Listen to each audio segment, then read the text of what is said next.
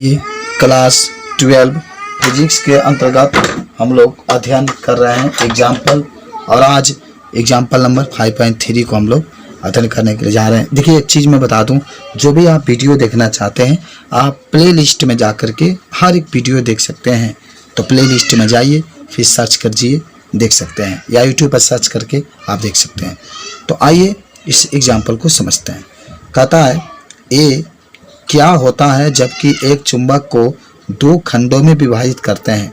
पहला इसमें दिया है इसके लंबाई के लंबवत, और दूसरा कहता है लंबाई के अनुदिश यानी समांतर। यानी देखिए, बहुत ही सुंदर क्वेश्चन है। क्या होता है जबकि एक चुंबक को दो खंडों में विभाजित करते हैं, जिसमें पहला है इसके लंबाई के लंबवत और दूसरा है लंबाई के अनुदिश। तो आप इसको एक चीज़ में बता दूं कि ज़रा फिगर से समझाते हैं।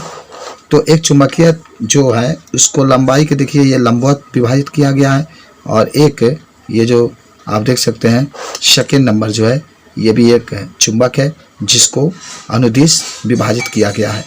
तो आप ये लंबवत देख रहे हैं और ये अनुदिश। तो इस तरीके से दो माने एक चुंबक है जिसको लंबवत विभाजित किया गया है, अनुदिश। तो देखिए इसके आंसर में आप क्या बता सकते हैं। देखिए आंसर में कहेंगे कि दोनों ही प्रकरणों में आपको दो चुंबक प्राप्त होंगे। अभी आप देख रहे थे, जहाँ देखिए यहाँ से अगर आप विभाजित करते तभी दो चुंबक आपको प्राप्त होंगे। तो देखिए इसमें यही लिखा जा रहा है कि दोनों ही प्रकरणों में आपको दो चुंबक प्राप्त होंगे, जिनमें से प्रत्येक में एक उत्तरी और एक दक्षिणी ध्रुव होगा। जितने भी चुंबक प्राप्त होंगे, कितने भी भागों में तोड़िए, एक यन और एक यस प्राप्त होता है। यन को उत्तरी ध्रुव कहते हैं और यस को दक्षिणी ध्रुव कहते हैं।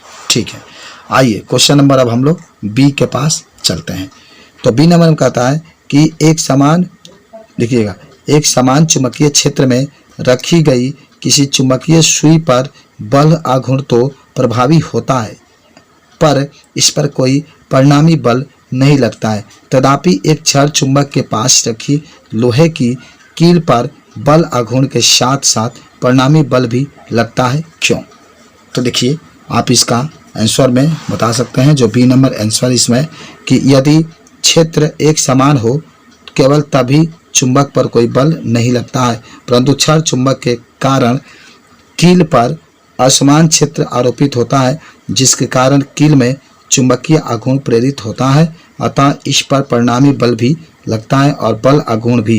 परिणामी बल आकर्षण बल होता है, क्योंकि कील में प्रेरित दक्षिण ध्रुव इसमें प्रेरित उत्तरी ध्रुव के अपेक्षा चुंबक के अधिक निकट होता है।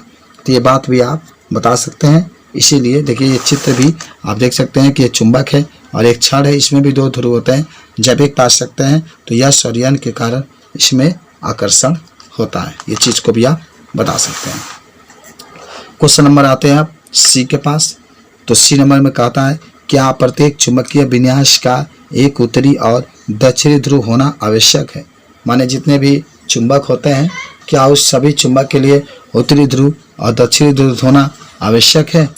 एक टोरॉइड के चुंबकीय क्षेत्र के संबंध में इस विषय में अपनी टिप्पणी कीजिए। कहता है कि एक टोरॉइड के चुंबकीय क्षेत्र के संबंध में इस विषय में अपनी टिप्पणी कीजिए। तो चलिए तनी आंसर देखते हैं इसका सी नंबर पार्ट का। कहता है कि आवश्यक नहीं है कि माने हर एक चुंबक में उत्तरी ध्रुव और दक्षिणी ध्रुव होगा। तो लिखा गया आवश्यक नहीं है, यह तभी सत्य होगा जब चुंबकीय क्षेत्र के स्रोत का परिणामी चुंबकीय आघूर्ण शून्य नहीं होगा। अगर परिणामी चुंबकीय आघूर्ण शून्य नहीं होगा तब हम लोग कह सकते हैं कि इसमें दो ध्रुव, उत्तरी ध्रुव और दक्षिणी ध्रुव पाए जाते हैं। टोरॉइड या अनंत लंबाई के परिनलिका के लिए ऐसा नहीं होता है। टोरॉइड में जो होता है चुंबकीय क्षेत्र जो होता है उत्तरी ध्रुव दक्षिणी ध्रुव नहीं पाए। तो यही टोरॉइड का चित्र है।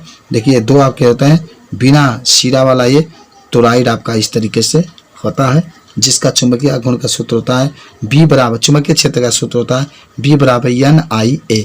एन आपके फेरों की संख्या है, आई धारा है, और ए आपका जो है क्षेत्रफल है। ठीक है, इसको भी आप बता सकते हैं। क्वेश्चन नंबर अब डी के पास हम लोग चलते हैं। डी नंबर कहता है कि दो एक जैसे दिखाई पड़ने वाली छड़ें ए और बी दी गई है। दो छड़ें हैं, एक समान दिखाई देती है, ए और कहता है कि बी है, जिसमें कोई एक निश्चित रूप से चुंबकीय है, माने दो छड़ों में से कोई एक ऐसा है जो चुंबकीय है, यह ज्ञात है। पर कौन सी यह ज्ञात नहीं है। आप यह कैसे सुनिश्चित करेंगे कि दोनों छड़ें चुंबकित है या केवल एक, और यदि केवल एक छड़ चुंबकित है तो वह कैसे पता लगाएंगे कि वह कौन सी है। आपको छड़ों ए और बी के अतिरिक्त अन्य कोई चीज़ प्रयोग नहीं करनी है। तो दो छड़ें हैं ए और बी, जिसमें एक आपका चुंबकित है निश्चित रूप से। अब ए है कि बी है आपको पता लगाना है, लेकिन इस छड़ के अलावा दूसरा कोई आपको प्रयोग नहीं करना है। तो आइए हम कह सकते हैं, कैसे कहेंगे। देखिए यही आपके पास छड़ है। खैर आप इसका आंसर देखते हैं। तो आंसर में कह सकते हैं कि चुंबकों के अलग अलग सिरों को एक दूसरे के पास लाने की कोशिश कीजिए।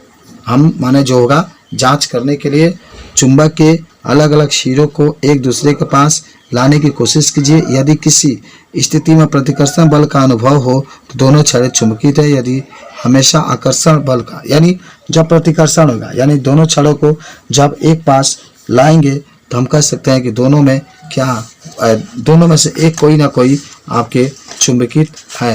लेकिन अगर दोनों में आकर्षण हुआ, देखिए आपका बताएंगे इसमें कि आगे की बातें में कि यदि दोनों में आकर्षण होने लगे तो उनमें से एक छड़ चुंबकित नहीं है। यह देखने के लिए कि कौन सी छड़ चुंबकित है, एक छड़ ए मान लीजिए और उसके सिरा नीचे कीजिए। पहले दूसरी छड़ बी के सिरे को पास लाइए और फिर बीच में। अगर आप पाए कि बी के बीच में छड़ ए आकर्षण बल अनुभव नहीं करता है तो बी चुंबकित है, और यदि आप पाए कि सिरे पर और बीच में आकर्षण बल बराबर है तो छड़ ए चुंबकित है। तो आप इस तरीके से जो ए और बी दोनों में से कौन चुंबकित है आप उसको ज्ञात कर सकते हैं।